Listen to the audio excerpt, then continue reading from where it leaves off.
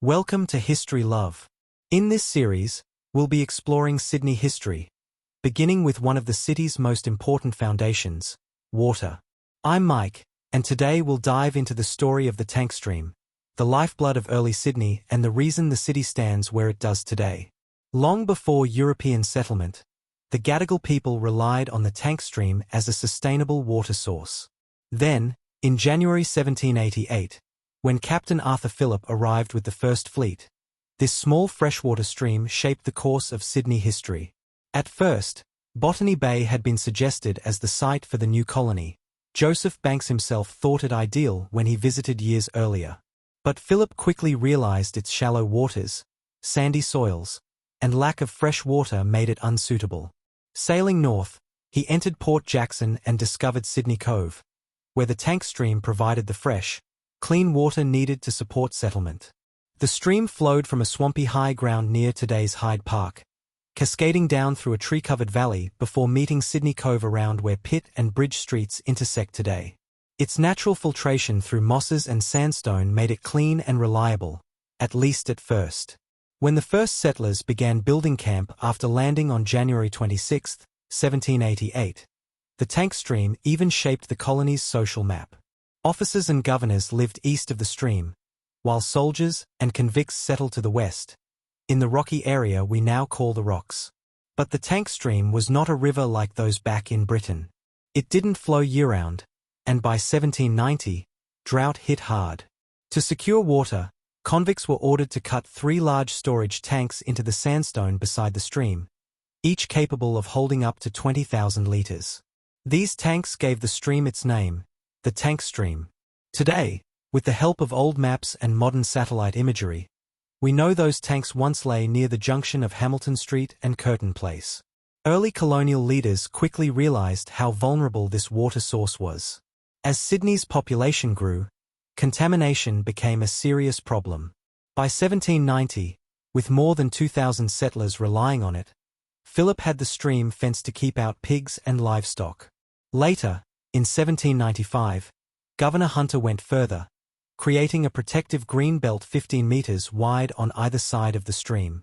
Within this zone, no trees could be cut, no livestock could graze, and no buildings could be constructed. Polluters risked heavy fines, public floggings, and even demolition of their homes. The tank stream may seem small compared to modern reservoirs, but in the story of Sydney history, it was everything. Without it, the first European colony in Australia could not have survived, and Sydney might never have grown where it stands today. Despite early efforts to protect it, the tank stream could not withstand the pressures of a growing colony. Droughts continued, trees were cleared for settlement, and pollution worsened. Waste from slaughterhouses, tanneries, and households, both human and animal, drained directly into the water. By the early 1800s, the once life-giving stream was slowly dying under the weight of Sydney's expansion. In 1803, Governor King ordered the replacement of the old wooden bridge at Pitt and Bridge Streets, which had stood since 1788. The new sandstone bridge was large enough for small seagoing vessels to pass beneath at high tide. But poor workmanship, combined with heavy rains, caused it to collapse in 1804. Repairs followed quickly, and by 1806 it was back in service. Some believe the bridge's stone foundations still exist beneath the modern street. By 1826, the tank stream had become so polluted that Governor Brisbane declared it unfit for drinking. 3 decades later, in 1857, it was officially designated part of Sydney's sewer system. At the same time, engineers began reshaping Circular Quay into the semicircle we know today. To achieve this, the tank stream was extended by 200 meters, as the tidal mudflats between Bridge Street and the quay were filled in. That same year, Sydney completed its first planned sewerage system, the Bennelong Point Combined Sewer and Stormwater Network. This elaborate series of tunnels served the elevated parts of the central city and drained the last remnants of the swamp that had once fed the tank stream, sealing its fate as a source of fresh water. By the mid-19th century, Sydney residents had grown weary of the foul smell and disease bred by what had become nothing more than an open sewer. Pressure grew to cover it over. In 1860, Work began on enclosing the tank stream between Bridge Street and Hunter Street, using a sandstone arched roof built over the original bedrock. In 1866, another section was converted into an open stone channel, which was covered 4 years later with the now famous overform arch tunnel, an egg-shaped design prized for its strength and drainage. Finally, in 1880, the last uncovered section of the tank stream was enclosed beneath King Street, ending its days as a visible waterway forever. Today, the tank stream still flows beneath Sydney, serving as a stormwater drain managed by Sydney Water. Over time, sections have been cut, modified, and even destroyed by modern construction. The original sandstone tanks, once dug to store water for the colony's survival, are thought to have been lost when skyscraper basements pushed deep into the ground. For most people, the tank stream remains hidden from daily life. But twice a year, a limited number of visitors can experience a rare underground tour, granted through a lottery system.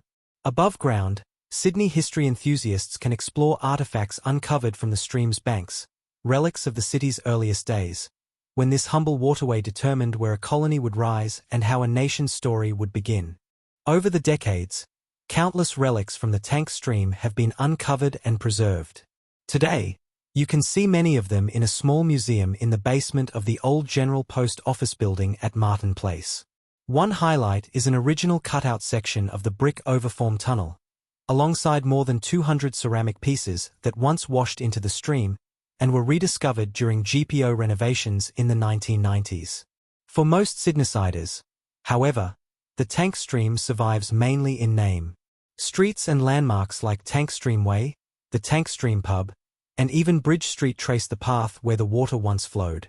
At Sydney Cove, a fountain now stands as a quiet reminder of the plants and animals that once lined its banks, a symbolic connection to the past. So there you have it. The tank stream, once the lifeblood of Sydney and the reason this city exists where it does, is now hidden beneath roads and skyscrapers, serving as a stormwater drain. Its history may be buried, but its influence on Sydney's story lives on. If you enjoyed this journey into Sydney history, don't forget to like this video, subscribe to History Love, and share it with a friend who loves exploring the fascinating stories of the past. This is just part 1 of our Sydney Water series, so check the description below for links to other episodes as they become available. I'm Mike, thanks for watching, and I'll see you in the next chapter of history.